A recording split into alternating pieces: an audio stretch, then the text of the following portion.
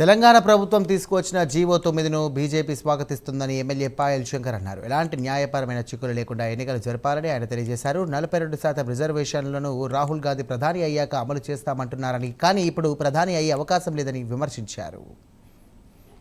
ఇచ్చినటువంటి ఆ జీవో ద్వారా ఈ రాష్ట్రంలో త్వరగా ఎన్నికలు జరగాలని, ఎక్కడా ఎటువంటి ఆటంకాలు రాకుండా ప్రభుత్వం ఆ యొక్క నిన్న ఇచ్చినటువంటి జీవో ద్వారా ఈ రాష్ట్రంలో ఉన్నటువంటి గ్రామ పంచాయతీలకు, మండల పరిషత్తులకు, జిల్లా పరిషత్తులకు, మున్సిపాలిటీలకు ఎక్కడా ఎటువంటి ఏ అవరోధాలు లేకుండా ఎన్నికలు జరపాలని భారతీయ జనతా పార్టీ కోరుకుంటున్నది.